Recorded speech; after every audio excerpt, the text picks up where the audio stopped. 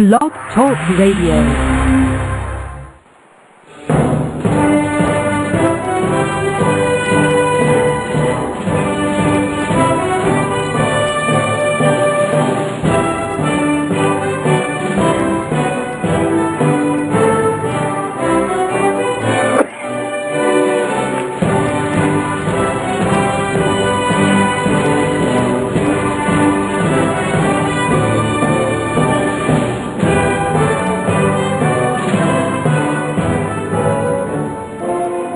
Boa noite, meus amigos.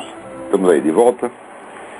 É claro que o assunto da semana é, em primeiro lugar, a derrota imposta aí ao Hugo Chávez pela oposição venezuelana, da qual um dos líderes é o meu amigo Alejandro Penha Esclusa, ao qual aproveito aqui o programa para enviar os mais efusivos cumprimentos pelo trabalho maravilhoso que tem feito lá.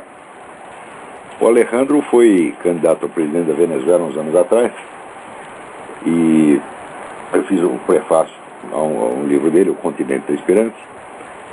É uma pessoa com...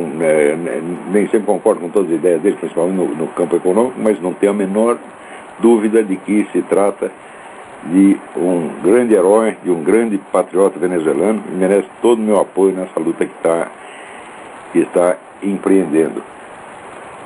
Umas semanas atrás eu escrevi um artigo dizendo que o pessoal está muito preocupado com a Venezuela, mas que a situação do Brasil é que é preocupante, porque a Venezuela, afinal de contas, tem uma oposição corajosa, forte, organizada e capaz até de paralisar, né, a indústria de fraudes do seu Hugo Chávez, que sempre ganhou essas eleições plebiscitas na base da maquininha, ele é o dono das maquininhas, né, e com a cumplicidade do Jimmy Carter com a sua fundação e da comunidade europeia, que está todo mundo louco para implantar o comunismo na América Latina, principalmente Jimmy Carter. Jimmy Carter sempre foi um puxa-saco, né, de Fidel Castro, de tudo que não presta no mundo, né? E ele é um sujeito que não pode ver não pode ver um ditador que ele fica excitadinho, né? Então eu vi o Hugo Chávez, ele achou uma maravilha o Hugo Chávez, e já foi lá para ajudar, para ver o que podia fazer. E o pessoal da comunidade europeia, né, também, que é a comunidade europeia segue mais ou menos uma pauta leninista, né? Eu sugiro que vocês leiam o livro do Christopher Story, que se chama O Coletivo da Comunidade Europeia. Depois eu dou indicações mais precisas sobre esse livro. O autor chama Christopher Story. Então não é de estranhar que tenham dado todo o apoio aí ao Hugo Chávez. Mas não adiantou nada, por quê? Porque a oposição fiscalizou tão insistentemente essas maquininhas que não foi possível a fraude. Agora vejam que coisa, tive a abstenção de 44%. Quer dizer, tirando 44%, sobra 56%. Né? Então, o famoso 51% vira assim, vira 56%, dá 29% para um lado e 27% para o outro. Você soma 29 com 44, né? Você vai ver que a maioria esmagadora da Venezuela está contra o Chávez, porque a abstenção não reflete desinteresse. Houve uma campanha entre os setores da oposição pela abstenção. Então a abstenção é um ato de protesto. Tá certo? Quem se absteve estava evidentemente contra o Chávez, apenas não confiando na lisura do processo, não quis participar. Então, se soma a abstenção e mais os votos contra, então quem está a favor do Chávez é ele e a mãe dele. Olhe lá, hein? Entendeu? Eu sempre tenho dito, o Chávez não tem o respaldo que ele alardeia, ele não tem essa força toda, ele não está com essa corda toda. Pensando bem, o Chávez não é de nada. Tá certo? E é verdadeiramente perigoso, se você quer saber, é o PT. Por quê? O PT foi quem criou o Foro de São Paulo e foi quem criou o Hugo Chávez. Tá certo? Agora, o PT é justamente, por ser inventor da coisa, o coordenador da porcaria toda, ele mantém uma coisa discreta. Ele manda o Hugo Chávez na frente para o Hugo Chávez se ferrar primeiro. O Hugo Chávez sempre foi um balão de ensaio, né? Então o pessoal do Foro de São Paulo já tem uma divisão de trabalho. Tem uma máquina revolucionária na América Latina na qual, né, o Fidel Castro é o motorista, o Hugo Chávez é o acelerador e o Lula é o breque. Tá certo? Agora, estão tudo indo para o mesmo lado. Então, não pensem que essa derrota do Chávez significa o fim do processo revolucionário latino-americano. Não, estão vendo apenas o começo. Esse pessoal, é o seguinte, a esquerda latino-americana sempre fracassou de maneira tão insistente, persistente e profunda. Eles já se ferraram tanto que agora que eles agarraram a rapadura, eles não vão soltar de jeito nenhum. De jeito nenhum. Quer dizer, eu acredito que o Hugo Chávez só sai de lá a tapa. Só que é o seguinte, o povo venezuelano não está aguentando mais ele. Então, mais dia, menos dia, vão tirar a tapa agora. No Brasil, o povo não dá tapa a ninguém, o povo só leva, né?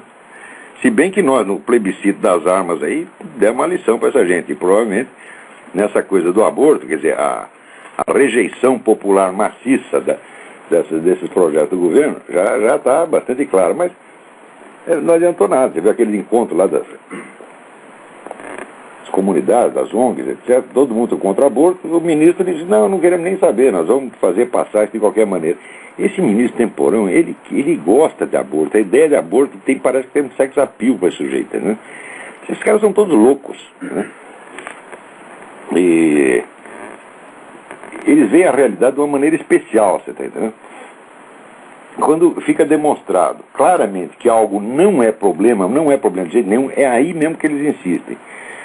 Por exemplo, a famosa, né, epidemia de mortes das mulheres por abortos ilegais. E quando se foi ver, todo mundo falava que chegava até 1 milhão de mulheres por ano, né? Quando foi ver, era 7, 8 mulheres que morriam por ano nessa porcaria, né? E ademais, as empresas, as organizações que promovem o aborto eram as mesmas que subsidiavam essas clínicas de aborto ilegal. Quer dizer, estão tentando criar um problema para depois, como diz no Brasil, você está espalhando a dificuldade para vender facilidade, né?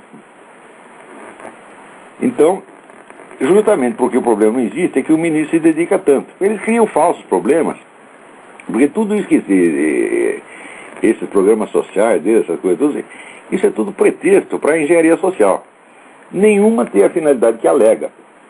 Você não pode resolver um problema inexistente. Outra coisa inexistente é a matança de gays no Brasil. Quando você vai ver as estatísticas, são absolutamente... Os gays não são uma comunidade de risco por violência, mas de maneira alguma, tá certo? O cidadão comum está sofrendo muito mais violência do que essa comunidade particular. Não tem... Se eles dizem que eles são 14% então, da população brasileira, então eles deveriam ser pelo menos 14% dos assassinatos. Quando eu vejo são 0,03%. É absolutamente ridículo. Então, do mesmo modo, né, que as famosas, aqui nos Estados Unidos, as mortes dos tabagistas, diz que morrem 400 mil tabagistas por ano. Morrem de fato, só que eles moram na mesma idade dos outros. Ninguém jamais provou que houvesse uma diferença significativa de idade da morte. Agora, acontece que este dado não sai na grande mídia, só sai em publicação técnica da própria Organização Mundial de Saúde. Ela fala uma coisa para o público, outra coisa para os técnicos. Então, todo mundo tentando resolver problemas inexistentes. Por quê? Isso é incompetência? Não, isso é altíssima competência. Eles fingem que o objetivo é um, na realidade o objetivo real será outro. Tem um objetivo declarado e tem um objetivo efetivo. O objetivo efetivo se verificará pelo resultado. Vou dizer para você, por exemplo, na Califórnia, o consumo de cigarro diminuiu para 1/3 do que era. 1/3. Atenção, nos últimos anos diminuiu para 1/3. E o número de casos de asma multiplicou por 4. Quer dizer, eles diziam que ia diminuir teoricamente, você suprimindo o efeito, você deve suprimir suprimindo a causa, você deve suprimir o efeito também. Se isso não aconteceu, porque a causa não era essa. Então, ou que seja, você não conseguiu diminuir a incidência de casos de asma de maneira alguma, só que você acostumou a população a ter a sua conduta pautada pelo governo, e é esse que é o objetivo. Isso é tudo engenharia social, né? E esse dia saiu um artigo muitíssimo interessante João Pereira Coutinho, que é o melhor colunista da Folha de São Paulo, é o sujeito que escreve, é o único colunista da Folha que escreve bem. Por quê? Porque ele é português, não é brasileiro. Então olha o que ele diz aqui, a crônica chama Socorro. Ele diz: eu sei que existem brasileiros que sonham com a Europa. Não falo de Paris, de férias na Torre Eiffel, falo de viver na Europa, trabalhar na Europa, quem sabe casar e envelhecer na Europa. Por favor, mude de ideias. Qualquer europeu sensato, com 2 neurônios em razoável funcionamento, trocaria a Europa pelo Brasil. Existe insegurança nos trópicos? Pois existe. Mas na Europa existe segurança a mais. E como a União Europeia, que todos os dias aumenta os seus poderes legislativos sobre a vida do mais insignificante cidadão, a coisa começa a ganhar contornos fantasmagóricos. Pior, de acordo com a revista alemã Der Spiegel, o cenário vai piorar. A União Europeia é liderada por 27 comissários não eleitos, entendo, e os 27 competem em si pelo troféu definitivo. Como produzir o maior número de regulamentos idiotas para transformar um adulto europeu numa criança de 4 anos? Então agora eles regulam o que você pode comer, o que você pode anunciar. Outro dia eu dei no artigo meu uma lista dos artigos que era proibido anunciar, né, na Inglaterra, né? Então tinha lá uns docinhos, né? Uns pirulitos, umas coisas assim. Não pode mostrar isso para as crianças, né? É proibido anunciar isso para as crianças, porque vai corrompê-las. Então o pai não pode mais nem decidir o que sua criança come. E o negócio do cigarro e outras coisas, é tudo assim, é tudo engenharia social, tudo para resolver problemas inexistentes. E esses problemas inexistentes são pretextos para você fazer alguma coisa que não tem nada a ver com aquilo. Do meu modo, essas leis de proteção aos gays, né? É como se os gays estivessem sendo vítimas de um genocídio. Tudo isso é mentira. E os caras sabem que é mentira. E esse ministro temporal, aqui, seu ministro, o senhor sabe tudo que eu estou falando. O senhor não está enganando a ninguém. Agora, nesta semana também houve aqui uma coisa muito interessante, que é a visita do Lula, né, às favelas do Cantagalo e Pavãozinho. E diz que o narcotráfico, então, espontaneamente ofereceu uma trégua, diz que nada foi combinado. Vocês acreditam que nada foi combinado? Ora, porra, o que é isso? O tráfico espontaneamente, né, por sinal de respeito ao seu presidente, né, parou com as suas atividades durante umas horinhas, né, deixou o homem entrar, falar as besteiras que queria e sair. Mas olha que coisa interessante. Na mesma semana, tem esse negócio de que o Ministério da Cultura, o Instituto do Patrimônio Histórico e Artístico Nacional, a Secretaria Especial de Políticas de Promoção da Igualdade Racial, CEPIR, e o Centro Cultural Cartola promove a cerimônia de titulação das matrizes do samba do Rio de Janeiro como Patrimônio Cultural do Brasil, né? Isso aí é uma coisa impressionante. Você vê, por exemplo, as obras do Mário Ferreira dos Santos, que foi um dos maiores filósofos do século XX, não são patrimônio cultural. Mas qualquer sambinha que você faça né? As obras do Vila Lobos, eu não sei se são patrimônio cultural do Brasil. Talvez nem sejam, né? Mas se forem, estão aqui niveladas aqui aos sambinhas, né? Agora, na mesma semana que acontece isso, veja que coisa interessante, né? Na mesmíssima semana, a Escola de Samba da Mangueira promove uma homenagem ao que é Fernandinho Beiramar, o traficante, parceiro das Farc. Então estão tudo em família. O Lula lá no Pavãozinho, né? O samba sendo elevado à condição de patrimônio, e aí a Mangueira prestando homenagem ao sócio das Farc, Fernandinho Beiramar, né? Enquanto o outro sócio das Farc, que é o Lula, né? Que não é sócio no negócio, mas é sócio político, parceiro político, está lá também fazendo festinha na Mangueira. Olha, falando negócio de favela, aqui o seu Lula, aqui, pô, na primeira eleição, o seu partido andou espalhando que vocês iam adotar para as favelas cariocas aquele programa do Hernando de Soto, economista Hernando de Soto, do livro O Segredo do Capital. O Hernando de Soto é o sujeito que descobriu o óbvio, né? Ele descobriu que a base da riqueza das nações é o registro de imóveis. Porque através do registro de imóveis, todo mundo tem algum capital. Quer dizer, qualquer terreninho é algum capital. Se você tem um terreno legalmente registrado, esse terreno pode servir de base para você tirar um empréstimo, tirar hipoteca, para você se socorrer dos serviços bancários. Agora, se você tem um terreno de posse, se você está lá só ocupando aquilo lá, você pode talvez até vender, mas você vai vender por baixo preço, você vai vender só no mercado local, aquilo não está no mercado nacional, e nenhum banco vai aceitar aquilo como garantia. Quer dizer, você tem, mas não tem. E o fato é que 70% ou 80% dos imóveis do Brasil, a começar por todos esses da favela, é tudo assim. Quer dizer, o sujeito tem, mas não pode usar. Quer dizer, só pode usar para morar ou para vender para algum vizinho. Ele não pode anunciar isso aí, não pode botar no mercado. Isso não está no mercado imobiliário. Muito menos serve como garantia bancária. Então, diz o Hernando de Soto, se você somar todos os bens dos pobres, os pobres são imensamente mais ricos do que os ricos. Mas acontece que o capital que eles têm não é capital morto, porque eles não podem usar para nada. Então eu andei escrevendo uns artigos falando desse livro, mostrando a importância dessa ideia, isso é absolutamente fundamental. Aqui nos Estados Unidos, todo mundo que começa um negocinho, começa exatamente assim, quer dizer, os negros têm um terreninho, vai lá no banco, né? Quando ele termina de pagar a hipoteca da casa, ele faz outra hipoteca para ele transformar aquele imóvel numa garantia para começar um negócio. Todo mundo começa um negócio assim, aqui nos Estados Unidos, isso, desde o século XIX é assim. Né? E essa, evidentemente, é a base da propriedade, da prosperidade americana. O PT andou espalhando que ia aplicar esse negócio no Brasil. Quer dizer, vamos unificar o registro de imóvel, vamos dar certificado de propriedade para todo mundo, vamos botar ordem nessa coisa, vamos começar o capitalismo brasileiro. Eu digo, se fizer, na época eu falei, se fizer essa coisa eu viro petista no dia seguinte, mas eu sei que vocês não vão fazer, é tudo da boca para fora. Olha, seu Lula, o senhor foi lá no lugar. Mas os caras são tão burros que nem te cobraram isso aí. Quando vocês pisou na favela, os negros diziam todos, cadê meu registro de propriedade, ô seu moço? Né? Que o senhor prometeu não veio até agora. O senhor já está aí no 6º ano, né?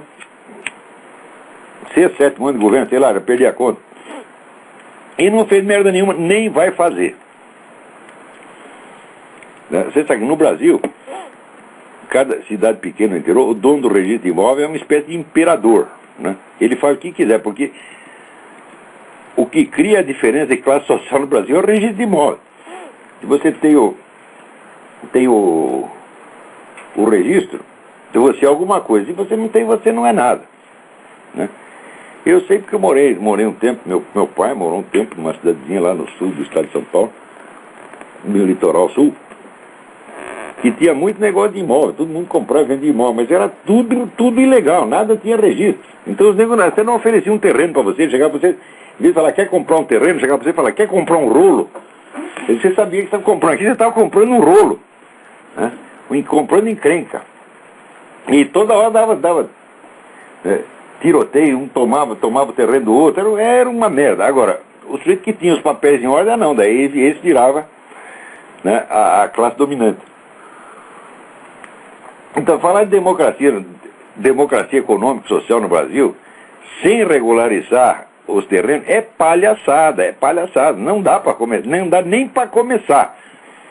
Olha aqui, seu Lula, eu não sou contra o Fome Zero. Aliás, eu acho que daquela multidão de programas sociais que tinha antigamente, o mais fácil realmente é reunir tudo e simplesmente dar o dinheiro para os camaradas, dar o dinheiro direto para eles. Não sou contra o programa. Porém, melhor até do que dar dar um dinheirinho para os caras, dar um Bolsa Família, essa coisa toda, é dar um certificado de propriedade. Porque daí o sujeito faz seu próprio capital. Essa história que não é para você, né, dar o peixe, não é para você ensinar a pescar, dar a vara de pescar e tal.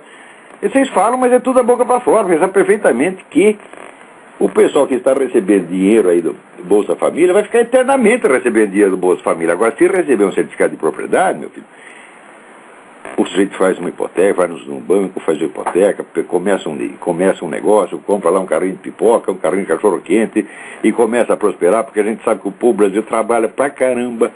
Você vai dizer que o brasileiro é preguiçoso, conversa mole, eu sei, eu vejo isso desde a infância. Raros povos no mundo são tão esforçados no trabalho quanto o brasileiro. O que falta o brasileiro não é isso. Às vezes falta oportunidade para começar um negócio. O Brasil, se tiver 5 mil reais para começar um negocinho, né, em geral ele prospera. No Brasil, nos anos 80, por exemplo, sei que 60% da nossa economia era economia informal. Que é economia informal? Por iniciativa popular, vamos dizer, extra-legal. sem ajuda de governo nem coisa nenhuma, entendeu? Ele fala, abria o seu negocinho, trabalhava e prosperava. Quer dizer, aquilo é capitalismo em estado puro. Daí logo já veio o governo, né, com aquele negócio de não, nós precisamos socorrer a pequena empresa e tal. Fala, pelo amor de Deus. Fala em socorrer, os caras já tremem nos alicerces, porque sabe que socorrer já vem aquela burocracia. Hoje em dia, por exemplo, você começar uma pequena empresa, você leva meses para registrar essa coisa, né? Então, no Brasil, a atividade capitalista, sobretudo da atividade do pequeno empresário, é obstaculizada por todos os meios, obstaculizada e criminalizada, na verdade. Agora, para ganhar voto, disseram, nós vamos aqui adotar o programa do Hernando de Soto, vamos dar certificado de propriedade para todo mundo, tudo da boca para fora, tu conversa morta. Porque você sabe que se adotar o programa do Hernando de Soto, tá certo? A sua propaganda socialista, tá certo? Vai se tornar letra morta, né? Se você, a partir da hora que todo mundo tiver certificado de propriedade, todo mundo puder começar seu negocinho, quem vai querer essa merda de socialismo? É hora, porra. Mas vamos em frente. Aliás, esse negócio essa promiscuidade da Mangueira com Fernando Beiramar, não pense que isso aí é uma exceção, né? Tem várias investigações na Polícia Federal dando conta da intimidade entre várias escolas de samba e o narcotráfico, que, aliás, se explica facilmente em função de uma outra intimidade, que é a intimidade das escolas de samba com o velho partido, o Partidão, tá certo? Partido Comunista, né? Que está, vamos dizer, profundamente entrosado com elas já desde o tempo do Getúlio Vargas. É praticamente a mesma coisa. Escola de samba e Partido Comunista é praticamente a mesma coisa, pô. Quer dizer que eles sabem que vamos dizer, são entidades que têm uma grande aceitação do público, tá? Então é lá mesmo que eles vão, então, para parasitar aquilo. Quem me contou isso foi o sujeito que estava lá dentro e que viu tudo, que foi o Dorival Caymmi. O Dorival Caymmi, uma vez, a neta dele trabalhava comigo na época, ele, por uma gentileza, veio fazer lá uma conferência para uns alunos meus, e, entre outras coisas, que a gente perguntou para ele, contou isso, que já no tempo do Getúlio Vargas, né, as escolas de samba eram abrigo dos comunistas. Então, que escola de samba, comunista, narcotráfico, na verdade, meus filhos, é tudo a mesma coisa, está tudo misturado, e não dá para saber mais o que é o que. Tem alguém na linha aí? Alô? Alô? Caiu. Então, vamos em frente aqui. Agora, olha que coisa interessante. O continente latino-americano está ficando cada vez mais incompreensível para quem mora nele, tá certo? E cada vez mais claro e evidente para quem observa de fora. Olha aqui, veja esta notícia no Estadão. Exército treina resgate de brasileiros. O Ministério da Defesa defende a tese de que o Brasil precisa estar preparado para a eventualidade de ter de fazer um resgate em massa da população de brasileiros que vivem na Bolívia e no Paraguai, pois avalia que a estabilidade político-social nos dois países é precária. Há 10 mil brasileiros morando na Bolívia, vivem na Bolívia, e 200 mil brasileiros que moram no Paraguai, chamados brasiguaios. O Estado apurou que na Operação Pantanal... Bom, acontece o seguinte, acontece que na Bolívia, por exemplo, o Morales está querendo ver esses brasileiros pelas costas, ele quer tirar os camaradas de lá, tá certo? Então, aqui o nosso governo diz, bom, então precisamos protegê-los, né? Já que o Morales está perseguindo os negros para tirar eles de lá, o que nós vamos? Nós vamos lá e tiramos. Ou seja, vamos pensar um pouco. O exército brasileiro fazendo isso, ele está protegendo os brasileiros ou ele está executando a ordem do Morales, sob outro pretexto? E eu acho que o Ministério da Defesa está com treta, está querendo enganar as Forças Armadas brasileiras, usá-las como um instrumento aí do Morales, fazendo de conta que está fazendo isso contra o Morales. Porque, na verdade, se o Morales fizer alguma coisa contra os brasileiros que vivem lá, isso é um caso de guerra, quer dizer, ele está perseguindo a nossa população. E nós temos que defendê-lo, não é tirando todo mundo às pressas como ele quer. Não, é devolvendo a pancada para ele. Tá certo? As Forças Armadas existem para defender a nossa população e defender o nosso território. Tá certo? E não para servir como executor da política do seu Morales. Peraí, tem alguém na linha, vamos lá. Alô? Olavo, Eu? Rafael aqui de Salvador, beleza? Tudo bem, Rafael? Olavo, tô ligando pra falar que amanhã faz um ano aí do seu programa, queria parabenizar, dizer que já virou rotina da minha semana aí, ouvir suas palavras. Muito obrigado pela sua constância. Valeu. E aí eu queria lembrar que semana passada, você no final do programa começou a falar de psicologia. Aí você começou dizendo que o Jung não era um bom teórico, era mais um bom clínico, né? E quando você ia falar das suas referências, o programa acabou, eu fiquei na curiosidade. Se você puder voltar a esse assunto aí, eu sei que o tempo é curto. Eu sugiro. Um abração, tchau. Tudo de bom. Eu sugiro aqui, não só ao Rafael, mas aos interessados nisso, a leitura de um estudo muitíssimo interessante que tem sobre Jung no livro do físico Wolfgang Schmidt. Wolfgang é o nome alemão, mas o sobrenome não é Schmidt alemão, é Schmidt americano.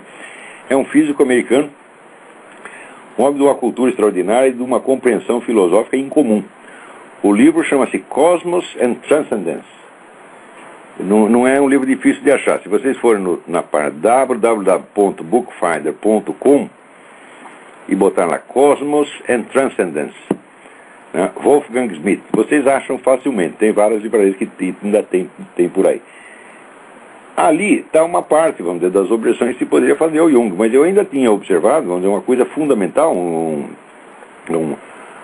um erro fundamental na tipologia do Jung, e essa tipologia é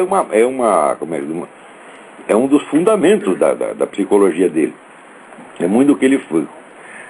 Muito restante das conclusões que ele queria fazer na tipologia. Então, se a tipologia está errada, isso compromete o edifício inteiro. E a tipologia é baseada em dois tipos de distinções. Ele diz, primeiro, que na mente humana existem dois tipos de funções. Umas que são desenvolvidas e que atuam no nível da consciência, e outras que são arcaicas, primitivas e que atuam inconscientemente. E segundo, ele diz que os seres humanos se diferenciam conforme as várias funções cognitivas que atuam de uma dessas maneiras ou da outra. Quer dizer, funções mais conscientes ou funções mais inconscientes. E ele define, então, as várias funções, as sensações, o pensamento, os sentimentos e a intuição. Tá certo? E ainda tem, vamos dizer, as duas direções possíveis que isso pode tomar. Essas faculdades atuam no sentido extrovertido, isso é, de captar dados do mundo exterior, ou introvertido, que capta, vamos dizer, predominantemente os ritmos e acontecimentos da própria vida psíquica do camarada. Então você tem essas distinções. Você tem a função desenvolvida e arcaica, você tem o introvertido e extrovertido, e você tem as quatro funções. Então, misturando esses elementos, sai lá a tipologia do Jung. Acontece que quando chega na hora de definir a intuição, ele a define como uma apreensão através do inconsciente. Eu digo, alright. Mas se as funções se diferenciam em desenvolvidas ou arcaicas conforme atuem no consciente ou no inconsciente, como é que uma delas pode ser permanentemente e estruturalmente uma função que opera através do inconsciente? Isso não faz o menor sentido. Eu não sei se o Jung não percebeu isso, tá certo? Ou se ele realmente não entendeu. Agora, o Jung escreve as coisas um bocado enrolado, né? Ele não é jamais um escritor claro. Ele é um escritor sugestivo, ele tem umas figuras de linguagem muito interessantes. Mas ele é meio enrolado na hora de escrever. Então, eu não sei o que aconteceu lá.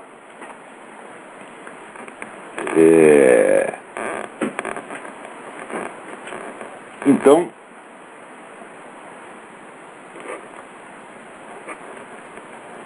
essa aí é, vamos dizer, uma das muitas objeções que eu tenho sobre o Jung. Uma outra que eu tenho é que ele só admite a existência, vamos dizer, todos os fenômenos, vamos dizer, da ordem paranormal, mística, etc., ele atribui tudo ao inconsciente coletivo. Né? Ou seja, ele mesmo está privilegiando o inconsciente. Ora, o inconsciente, meu amigo, é apenas, vamos dizer, uma hipótese. O inconsciente é o nome que você dá para um fator imponderável, tá certo? O inconsciente nunca pode ser tratado como se fosse uma coisa, né? Um objeto do mundo exterior. O inconsciente é apenas um nome que você dá a uma hipótese mal explicada. Agora, ele nunca admite a existência de alguma coisa superior ao consciente, vamos dizer, um supraconsciente, que é a coisa que me parece mais óbvia. Quer dizer, no fim, o que ele faz é assim, que as mais altas realizações humanas tenham como raiz alguma coisa inferior, arcaica e, no fim das contas, estúpida. E quando ele vamos dizer, quer explicar todos os mais altos fenômenos da arte, da mística, etc., por esse tal de inconsciente coletivo, né, ele acaba fazendo uma apologia das sombras, apologia das trevas. Sem perceber, não tinha muita consciência dessas coisas, não. Tem mais alguém na linha aí? Alô, Olavo? Sim, quem é? É Marcelo de São Paulo, tudo bem? Marcelo, tudo bem? Tudo bem, tô ligando, tô de férias, tô na Europa aqui, mas eu tô ligando só para dar os parabéns para você. Muito obrigado, aproveito para agradecer a você. Olha, não só a mim, o pessoal aqui da comunidade do Orkut, Olavo de Carvalho, um pessoal bacana, todo o pessoal lembrou aí do aniversário do programa. Olha, só que não lembrou fui eu. Mas você tem que lembrar, pô. E queria dizer para você que você está fazendo um bem muito grande aí, divulgando todas essas ideias, seus pontos de vista. Muito obrigado. E tem sido muito positivo para muita gente. Muito obrigado, muito obrigado. E um grande abraço. E será que isso serve para estimular você, para você saber que tem muita gente aí do seu lado? Muito obrigado. Muito agradeço a todos a atenção, a gentileza, o carinho que tem tido por esse programa. E nós vamos continuar. É isso mesmo. Um grande abraço. Um grande abraço. Então, muito obrigado a todos por essa atenção. E quem não gosta do programa já sabe. Vai tomar no cu, pô. Isso não é problema nenhum. Não precisa gostar, não. Não vindo aqui encher meu saco, tá tudo bem. Agora, essa semana também, você vê, saiu aqui a nova encíclica do Papa Bento XVI, né, falando o quê? Do marxismo. Você vê, não está todo mundo dizendo que não, esse negócio de comunhão acabou, não existe mais, etc. Você está açoitando cavalo morto. Aí, então, olha que aí o Bento XVI me ajudando a açoitar cavalo morto. Tá certo? Quer dizer, se está morto, por que o Papa, né, vai perder seu tempo fazendo uma encíclica a respeito? Ora, o comunismo não está morto, ele se fez de morto para saltar o coveiro. Isso aí já foi explicado no livro do Anatoly Golitsyn, né, nos anos 80. O Anatoly Golitsyn era um sujeito da KGB, um cara importante, que fugiu aqui para os Estados Unidos e escreveu 2 livros, New Lies for Old, Novas Mentiras no Lugar das Velhas, e The Perestroika Deception, quer dizer, a fraude da perestroika, dizendo tudo o que os comunistas iam fazer nos 20 anos seguintes. Eles vão desmantelar a União Soviética. Na hora que desmantelar, vocês vão pensar que acabou, e no dia seguinte vocês vão descobrir que, na verdade, o movimento comunista se expandiu. Tá certo? Ele perdeu a forma externa, perdeu a estrutura externa, mas se expandiu formidavelmente. E foi exatamente o que aconteceu. Vocês veem que já no fim da década de 90, tinha o livro do Jean-François Revel. O livro começava dizendo, quando caiu a União Soviética, a gente esperava que esse negócio de comunismo acabasse, mas aumentou. Tá certo? Como é que foi? Aumentou por quê? Porque abandonou a antiga estrutura hierárquica, monolítica do partidão e adotou a nova forma de organização informal em redes, que permite uma abrangência muito maior e um leque de alianças praticamente ilimitado. Tá certo? E através da internet permite a atuação quase instantânea no mundo inteiro. De maneira que hoje você solta uma palavra de ordem pela rede, ninguém sabe nem de onde veio a palavra de ordem. Não é que veio lá do Comitê Central, você sabe quem foi que mandou. Não. Aquilo espalha por um ponto qualquer da rede, no dia seguinte já está todo mundo, né, gritando o mesmo slogan, participando das manifestações que os caras mandaram, e assim por diante. Quer dizer, a coisa se tornou de uma eficiência monstruosa. Felizmente a internet pode ser usada pelos dois lados e de vez em quando esses caras levam uma entortada. Mas você vê, nesta mesma semana tem entrevista aí do seu Inácio Ramonet, aquele idiota lá do Le Monde, né? O Le Monde antigamente era um dos grandes jornais do mundo. Depois ele foi vendido, o pessoal da própria redação fez lá uma cooperativa, né? E transformaram aquilo num panfleto comunista, né? Então, tudo que não presta, está aí o Inácio Ramonet sempre apoiando. Por exemplo, agora ele estava aí torcendo pelo Chaves, fazendo uma oba-oba do Chaves, né? E ele dando uma entrevista essa semana dizendo que o comunismo, né, a esquerda, que ficou, no resto do mundo ficou desorientado, não sabia o que fazer, está encontrando o seu caminho na América Latina. Ou seja, é o programa do Foro de São Paulo, que no quarto Foro de São Paulo, na quarta Assembleia do Foro de São Paulo, disseram que iam resgatar na América Latina tudo que perderam no leste europeu. É isso. Então, o Papa, que não é bobo, sabe que isso está acontecendo e sabe que o problema da América Latina hoje, o problema não é corrupção, não é miséria, o problema é comunismo. Você falar que o problema do Brasil é fome, digo, o problema do Brasil já foi a fome, tá certo? Mas o progresso fabuloso da agricultura nas últimas décadas simplesmente acabou com a fome do Brasil. Não se mora de fome no Brasil. Você pega as estatísticas de morte por desnutrição, são mínimas. No Brasil pode faltar tudo, falta água, falta sapato, falta roupa, falta casa, sobretudo falta aqui, ó, de novo, né? Falta a propriedade legal, que os brasileiros têm direito, teoricamente, mas na prática não tem. Então tudo isso falta. Mas comida? O que é isso, pô? Né? Então o grande problema do Brasil, do Brasil e da América Latina, é o comunismo hoje. Não é nem só o narcotráfico. O narcotráfico é um instrumento. Você vê que o narcotráfico avulso acabou. Graças, inclusive, ao plano Colômbia do seu Clinton, né, que ajudava o governo da Colômbia a combater o narcotráfico, contanto que não mexesse na guerrilha. O que aconteceu? O que aconteceu é que os cartéis se desmantelaram e passou tudo para a Farc. Hoje a Farc tem praticamente um monopólio. Então, hoje em dia só existe narcotráfico comunista, narcotráfico politizado. Né? Então, o Papa, que não é burro, sabe tudo isso, e por isso mesmo está na hora de falar, vamos dizer, do comunismo. Muito bem. Vamos ver o que mais. Aqui, o Alessandro Vieira Braga me pede um comentário sobre Mário de Andrade, Haroldo de Campos e Antônio Aires no seu próximo programa. Né? Bom, então, em primeiro lugar, olha, o Mário de Andrade era um bom sujeito, era um homem de cultura, tá certo? Mas olha, você aguenta ler a poesia do Mário de Andrade? Ninguém aguenta. Aquilo é de um artificialismo, de uma frescura absolutamente insuportável. Ninguém lê aquilo. Né? E quando você vai ler o Macunaíma, você diz, bom, Macunaíma é muito interessante na sua versão cinematográfica. Foi muito engraçado, feito com o Grande Otelo. Né? Tem ideias ali, as ideias são ótimas, né? Se o Mário de Andrade soubesse escrever, aquilo seria um livro muito interessante. Mas o que ele fez ali, vamos dizer, foi um exercício de filologia, né? Um exercício de pedantismo filológico, que torna a coisa ilegível, intragável, artificiosa. Agora, o enredo mesmo é muito interessante, né? Como símbolo, o Macunaíma é muito bom. Então, mas ele valeu mais no cinema do que na literatura. Eu não conheço ninguém que tenha lido Macunaíma inteiro, a não ser esse mesmo idiota que vos fala. Quer dizer, porque eu fiz por obrigação, quer dizer, li as 5 primeiras páginas por interesse, daí eu falei, não, vamos ter que ler por teimosia, tá, né? Então, só estudioso mesmo é que vai fazer uma força para ler aquilo. O povo não aguenta ler, porque é muito artificioso, muito chato. Né? Quanto ao Haroldo de Campos, não preciso dizer nada. O Bruno Tolentino, meu falecido amigo, já disse tudo que tinha que dizer desses caras no livro Os Sapos de Ontem. Né? E o Antônio Aires, outra coisa. O Antônio Aires, olha, a definição do Antônio Aires que deu foi o Milor Fernandes. O Milor Fernandes, ele disse, o Antônio Aires, ele conhece todas as palavras da língua. Ele só não sabe juntá-las.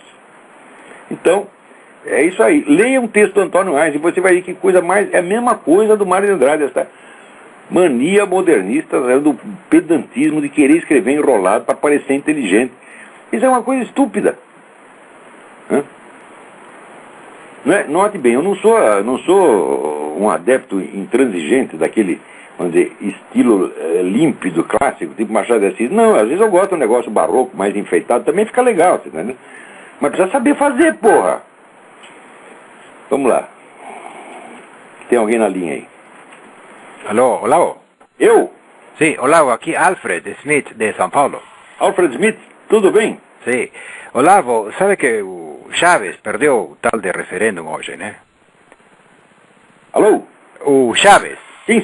Ele perdeu o tal referêndum. Eu comentei isso logo no começo do programa. Ah, sim. Eu queria saber tua opinião, porque parece que forma parte da estratégia esta comunista de esconder-se e de transformar-se para que baixem a guarda, entendeu? Olha, eu realmente não sei, eu não tenho um conhecimento mais aprofundado da situação. Não sei se você está insinuando a possibilidade de uma vitória, uma derrota consentida, né? Sim, exato. Para poder simular uma democracia. É até possível, né? Eu vou tentar, durante a semana, contactar o Alejandro Penha Esclusa, Sim. que está lá, é um dos líderes da oposição, tá, para ver se ele me analisa sobre esse aspecto. Eu não seria capaz de fazer isso. Pois. Mas eu prometo que eu vou tentar, não prometo que vou conseguir, mas vou tentar contactá-lo e ver o que ele tem a contar sobre isso. Pois não, Olavo, muito obrigado. Se aconteceu isso, você pode ter certeza do seguinte: tem uma pessoa no Brasil que vai descobrir, que é a Graça Salgueiro, que é a pessoa que faz a Blogspot Nota Latina. Ah, sim. Que é a pessoa mais informada sobre isso. Se tem isso, mais dia menos dia a Graça descobre. Pois não. Porque ela escreve, ela troca correspondência com todo mundo na América Latina. É a pessoa mais informada que tem. Graças, Salgueiro. Graça Salgueiro. Você procura Nota Latina, uma palavra só, Nota Latina. Não. Obrigado, Olavo. Obrigado você pela participação. Um abraço. Então, tá aqui, o Rodney tá corrigindo alguns dados que eu tinha dado no outro programa, sobre quem são os formadores de opinião mais consultados ali no Google, mais referenciados no Google. Tá certo? E eu disse que eu tinha recebido essa sugestão de um leitor e fui lá conferir. Mas eu conferi errado, porque eu esqueci de botar as aspas. E daí o Paulo Henrique Amorim apareceu lá com 1.380.000 referências.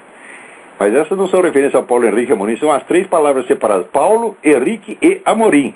Assim não vale. Então quando você põe Paulo Henrique Amorim entre aspas, fica reduzido a 178 mil.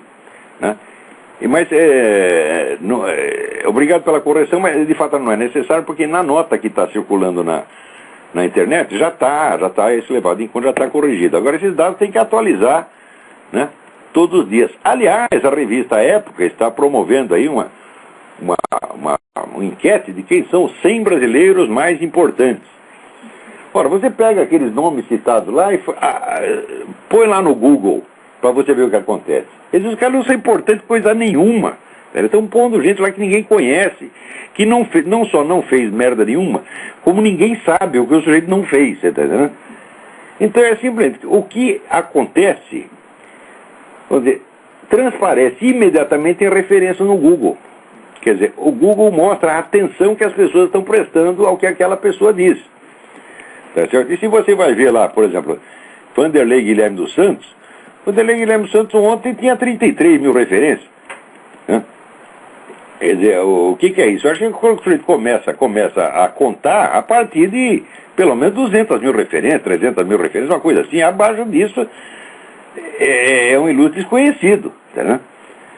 Se perguntar na população brasileira inteira quem é Vanderlei Guilherme dos Santos, ninguém sabe, é só aquela curriola universitária dele, pô. Tá certo? Então, vamos dizer, como formador de opinião, note bem, eu não estou discutindo a qualidade intrínseca do que o sujeito está fazendo, se bem que no caso também é uma bela merda. Mas eu estou avaliando, vamos dizer, o auditório que a pessoa tem. Tá certo? Então, pela pesquisa ali, eu seria o 5º formador de opinião que tem mais público no Brasil. Se bem que eu estou competindo com gente que tem programa de televisão, gente que mostra a cara todo dia lá, tipo Arnaldo Jabor. Quer dizer, o Arnaldo Jabor, então ele deveria ter, né, 1000 vezes mais público do que ele não tem só um pouquinho a mais. Tá certo? Então isso mostra, vamos dizer, que grande parte, vamos dizer, da popularidade desse pessoal não se deve ao conteúdo que eles estão falando, mas à riqueza dos meios de difusão colocados à sua disposição. Porque no fundo não tem coisíssima nenhuma para falar, não é isso? Agora, não esqueçam que, por exemplo, o Reinaldo Azevedo, agora ele está na Veja, mas o Reinaldo se fez com o blog pessoal dele. Ele não tinha grandes meios de difusão, e foi pelo conteúdo que ele estava falando que ele atrai a atenção do público. A mesma coisa vale para este meu programa e para a minha coluna. Tá certo? Eu não tenho programa de televisão, este programa aqui é um programa de iniciativa pessoal minha, tá certo? Não tem patrocínio, não tem nada, tá certo?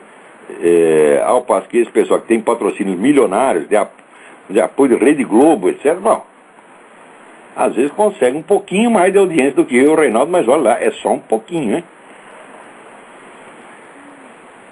né? Agora aqui o Ricardo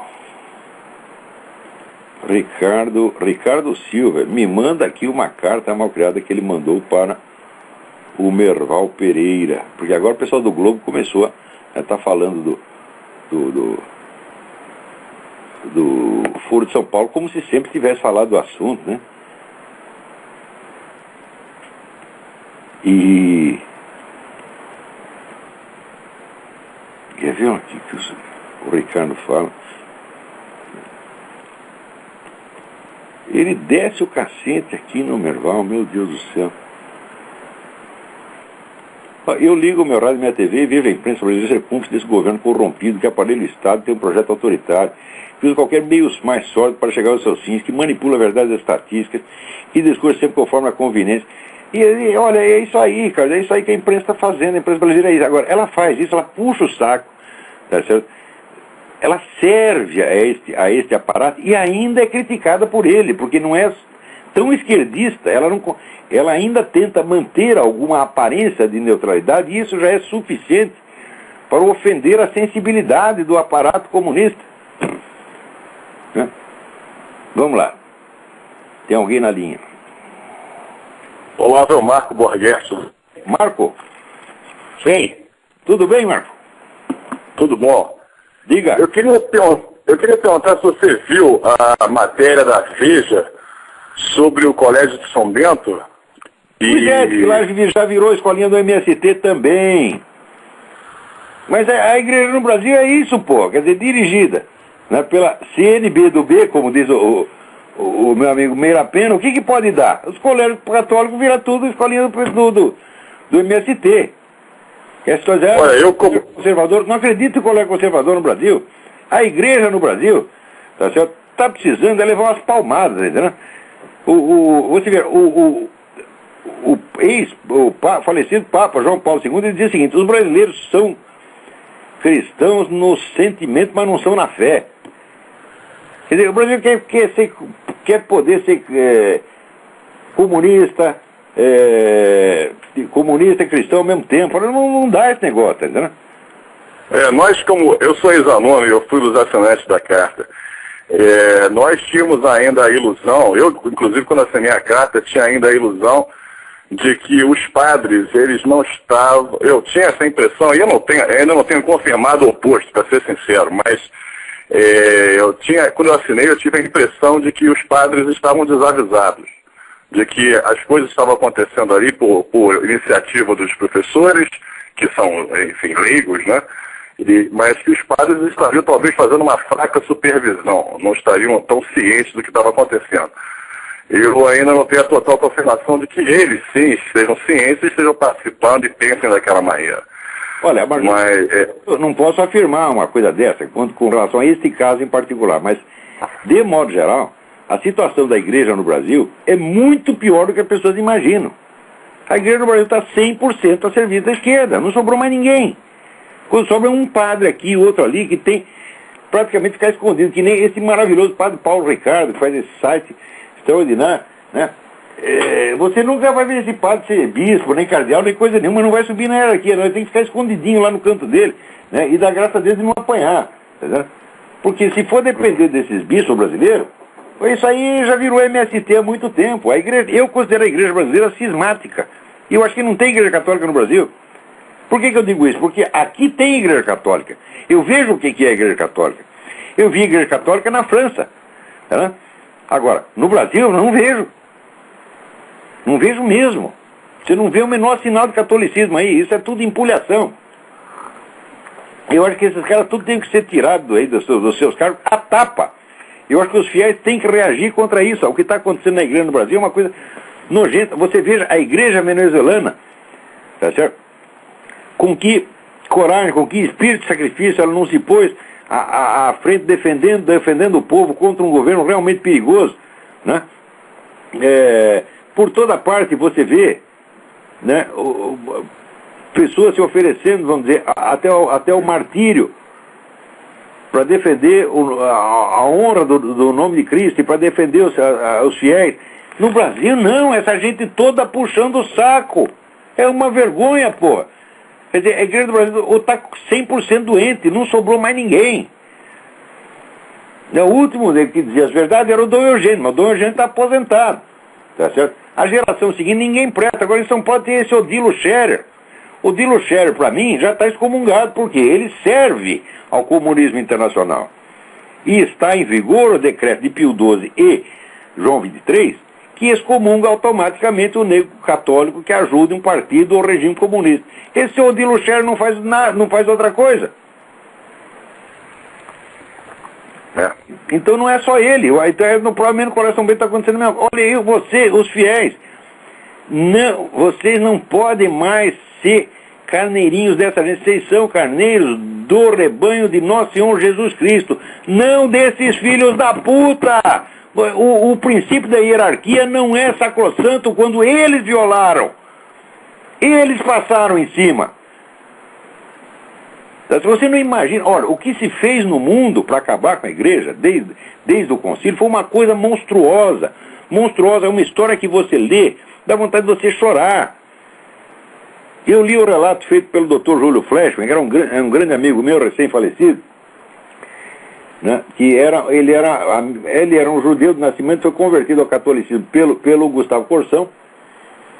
E logo que ele se converteu, ele já viu a igreja toda se bandear para o outro lado, tá entendendo? Quer dizer, ele foi o último a entrar e de repente ele estava sozinho dentro da igreja. Vê que situação mais filha da mãe, né?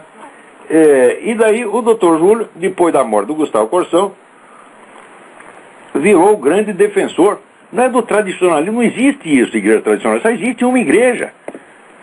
Quer dizer, o sujeito que insiste, vamos dizer, em continuar ou oficiando ou assistindo à missa como se fazia antes do concílio, ninguém tem o direito de puni-lo. Então, como não pode punir oficialmente, o que eles fazem? Perseguia pelas costas, perseguia, boicotava, fazia difamação. É uma coisa horrorosa. Quer dizer, e a imprensa inteirinha já tomou partido. Quer dizer, ela trata esse pessoal da igreja antiga como se fosse eles fossem cismáticos, eles fossem heréticos. Certo, agora depois da declaração do Papa, isso não pode ser assim. Ninguém jamais os excomungou. Pode ter excomungado uma pessoa ou outra por alguma atitude, mas ninguém é excomungado por querer fazer a missa antiga. Outra coisa, a diferença da missa antiga para nós não é que uma é em latim e outra é em português. Não é isso, é o texto da missa que é alterado, em pontos importantes. E como o sujeito pode achar que o texto da missa nova é duvidoso, ele justamente por via das dúvidas se atém à antiga, que é o que a prudência recomenda. E se disser o texto da antiga está errado, tem que a igreja está errada há 2000 anos. E só agora que acertou, que é uma coisa absolutamente impossível. Tá certo? Então, agora, se você lê aí as folhas de São Paulo da vida, ou assiste os filmes de Hollywood, né, você fica achando que o pessoal da igreja tradicionalista é herético, cismático. Não são nada disso, ninguém jamais, ninguém no Vaticano jamais disse que são. Sim, agora o Papa tirou qualquer sombra de dúvida em relação a isso, né? Ele está tirando a última dúvida que pode restar. Não, a igreja é uma só. Estão todos aqui dentro. Sempre tiveram. Note bem, quando foi excomungado o Dom Marcelo Lefebvre, ele não foi por uma questão doutrinal. Ele foi por um ato de desobediência explícita ao Papa. Se ele agiu bem ou mal, não sei. Mas eu, pelas coisas que eu vi, pelas atitudes do Marcelo Lefebvre, o Marcelo Lefebvre é quase um santo. E doutrinariamente ele é impecável. Agora, a situação da igreja no Brasil está calamitosa. É preciso tomar uma atitude séria. Primeira coisa, parar de reconhecer esses camaradas, tá certo? Como príncipes da igreja. Eles não são nada. Não são absolutamente nada. Quer dizer, você não pode fazer com que o princípio da hierarquia se sobreponha à própria doutrina. Isso não é possível, isso é absurdo. E você está fazendo um elemento burocrático predominar sobre a própria palavra do nosso Senhor Jesus Cristo. Ora, um decreto papal é um decreto papal. Agora a opinião do seu bispo, do seu cardeal, é só a opinião dele. Ela até a opinião do Papa. Se o Papa diz, eu acho isso, eu acho aquilo, é a opinião dele. Agora, se ele firma um decreto, ali firmou ex-cátedra, isso se incorpora automaticamente à doutrina da igreja. Então, isso que eu estou falando, esse decreto contra o comunismo de Pio XII e João XXIII, isso está incorporado na doutrina da igreja. O sujeito ajudou o regime, ou partido, ou governo comunista, está excomungado automaticamente. Agora, então você vê, de toda aquela putada que participou do Concílio Vaticano II, tem uns 80% ali que estão excomungados porque fizeram exatamente isto. Você veja, o genocídio na China, feito pelo governo chinês, foi pior depois da década de 60. Eu estava vendo hoje mesmo na página do R.J. Rummel, que é o sujeito que mais estuda esse negócio de genocídio, que aliás ele não chama de genocídio, ele chama de democídio no mundo, e ele dá ali uma estatística, e você vai ver que o grosso da matança chinesa foi depois do concílio. E a igreja não pôde abrir a boca contra isso, por quê? Porque o concílio tinha se comprometido a não falar mal do comunismo. Então quem assinou essa porcaria já está excomungado automaticamente. Então esses caras são os portadores do escândalo, eles estão escandalizando as almas dos fiéis, porra. E esses caras, o Cristo disse o que fazer com eles. Seria melhor amarrar uma pedra do pescoço e jogar no mar. Não que a gente vá fazer isso, mas o Cristo disse que seria melhor. Agora, para não fazer isso, dá-lhe um pontapé na bunda. Tá certo? E vai dizer, cardeal é a puta que eu pariu, bispo é a puta que eu pariu, você não é nada, você é excomungado, você não é nem sequer um membro da igreja. Agora, eu que sou um pecador, um filho da puta, eu sou um membro da igreja. E vocês não. Porque ninguém vai ser excomungado porque diz palavrão. Peraí, tem mais gente na fila aí, mano. Obrigado. Brigadão. Vamos lá. Alô? Alô? Alô, Lavo? Sim. Tudo bom, Marcos, aqui de Porto Alegre falando. Oi, tudo bem? Tudo bem, tudo bem. Parabéns pelo programa aí, um aninho, né? Uma velhinha. Pois é, rapaz. Já está um homenzinho. Tomara que venham vários zeros depois. Pois é. Bom, o seguinte, eu queria uma pergunta, ultimamente estou lendo coisas sobre declínio da civilização, da cultura, essas coisas. Até meio que tentando me situar, né? Eu queria que o senhor falasse um pouco do romantismo alemão, de onde ele veio, e ele parece que ele é uma reação ao iluminismo francês, né? Ele é uma etapa importante do movimento revolucionário, ele próprio. Isso. Tá certo? Mas onde ele de fato é uma reação anti-iluminista, mas ele faz parte integrante do movimento revolucionário. Isso aqui é muito, muito importante. Agora nós só temos mais 2 minutos para falar aqui, mas olha, o estudo que eu estou me dedicando nos últimos anos é exatamente para esclarecer isto. Existe uma unidade do movimento revolucionário, uma unidade interna dialética, tá certo? Que avança por contradições internas, ora enfatizando um aspecto, ora aspecto antagônico, mas continuando a empurrar na mesma direção. Qual é a direção? A direção é o que eu chamo pseudo-profetismo, quer dizer, de você indicar um estado futuro de justiça, paz e ordem quase cósmica, tá certo? Cujos méritos você já se arroga desde já e que autoriza a fazer todo o mal que você queira em nome do bem hipotético futuro. Tá certo? Então, essa estrutura pseudo-profética, ela está presente, por exemplo, na obra de Hegel. Agora, note bem, eu não posso comprometer nisso todo o romantismo alemão, porque Schelling começou com essa mesma coisa, mas depois ele entendeu como é que o negócio funcionava. Então, as obras finais do Schelling, que são a filosofia da mitologia e a filosofia da revelação, não fazem parte do ciclo revolucionário e, ao contrário, elas nos trazem muitos dos remédios para a gente acabar com essa merda, né?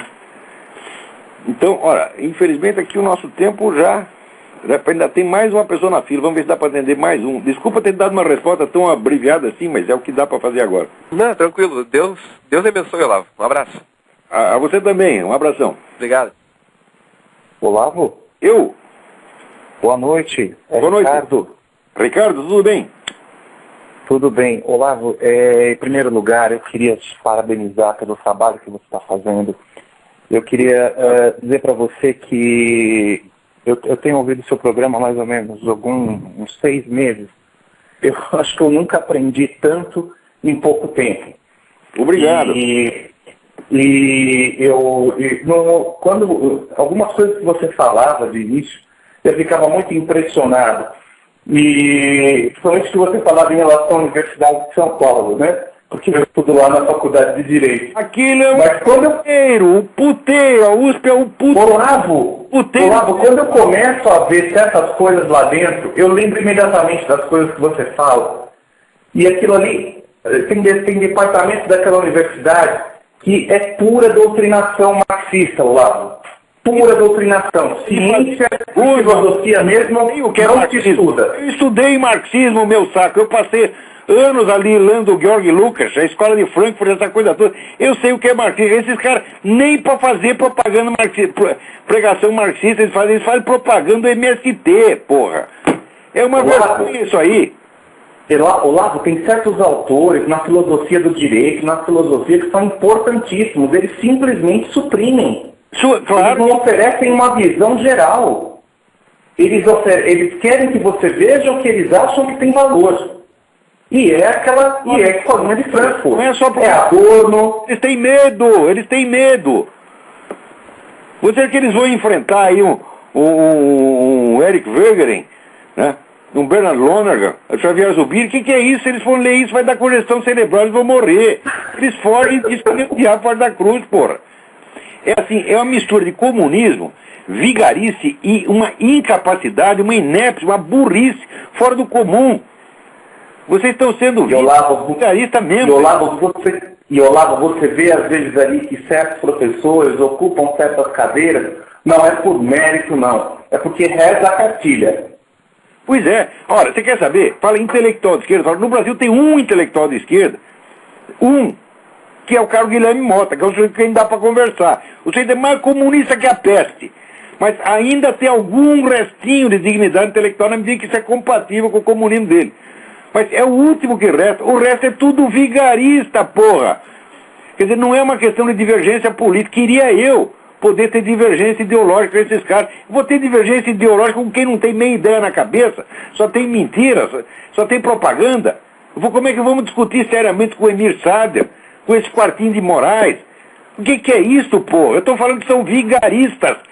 Notem bem. Olavo, eu queria estar na faculdade na época que você foi lá debater com a Laura, Olavo. Eu leio a transcrição do seu debate, eu gostaria de estar lá. Aquele sujeito não pode ser professor primário, ele não tem preparação para isso, é uma besta quadrada, é um inepto. Eu saí de lá com dó do cara, e eu prometi que eu nunca mais ia aceitar polêmicas com intelectuais de esquerda, porque o pessoal estava me acusando de bater em criança.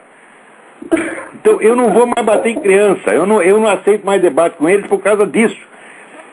Eu faço tanto malefício para os caras que eu fico com dó. Aliás, falar em malefício, deixa eu dar uma sugestão para vocês. Não percam a série de debates do Dinesh de Souza com esse pessoal do ateísmo militante, o Daniel Dennett, Christopher Hitchens, e espero que ele pegue agora o Dawkins e o Sam Harris. Mas ele reduz os caras a pó. Você não sabe se ri ou se chora, você está entendendo? Porque Olavo, eu sei que é tão grande. Olavo, mas olha, é um apelo importante, até porque eu sei que o tempo é curtíssimo, Olavo. Eu queria que, no momento oportuno, você comentasse o seguinte também. Eu encontro em vários lugares, Olavo, pessoas que têm uma certa consciência do que está acontecendo, que têm alguns valores ainda importantes no coração, mas quando você fala de fazer alguma coisa, ninguém faz nada, Olavo. Eu convido as pessoas para grupo de estudo, eu convido as pessoas para fazer alguma coisa, ninguém se interessa, ou morre de medo. O brasileiro está capado, pegaram as duas bolas do saco dele e deram pro gato comer, porra. O Brasil tem uma crise nacional de testosterona, que é um negócio incrível. Eu nem sei mais como é que as pessoas continuam nascendo aí, porra. Bom, para nascer... É uma apatia, né, Olavo? Apatia, né, Olavo? Uma coisa, um desfibramento, uma coisa horrorosa que está acontecendo. Né? Então, olha, isso aí... Eles têm que honrar a alma, você está entendendo? Não... O conhecimento é a natureza do ser humano. O conhecimento, a busca do conhecimento é a própria natureza do ser humano. Quando ele perde isso, ele perde a força de viver. E no Brasil mataram a vida intelectual. Agora, o que é patrimônio cultural? É o samba, é o Morro da Mangueira lá, puxando o saco do Fernandinho Beiramar. Isso é cultura nacional. Eles acabaram com a cultura superior brasileira. O Brasil não tem mais cultura superior e não sabe o que é. Só que a hora que acaba isso, acaba o resto também. Então, a gente não tem que ter complacência com essa gente. Olha, eu trato assim, os humildes com humildade, tá certo? Agora, o sujeito burro e arrogante, eu piso em cima, tá entendendo? Eu tenho que pisar em cima. Isso aí, Olavo. Esses camaradas que não merecem respeito. Olavo, eu vou desligar. Olha, eu peço a Deus, Olavo, sinceramente, que te dê muitos anos de vida para você terminar o seu trabalho. Você tem muito a contribuir, Olavo. Você, olha, eu não tenho palavras. Eu gostaria de ter conhecido você antes, Olavo. Agradeço seus votos. Olavo, continua, Olavo, continua, por favor. Eu preciso de mais energia para continuar nessa luta. Ok, Olavo, boa noite, viu? Foi um prazer. Prazer foi meu. Olha, muito obrigado a todos que nos ouviram durante esse ano inteiro. E vamos começar tudo de novo, vamos em frente, tá? Obrigado a todos, que Deus os abençoe.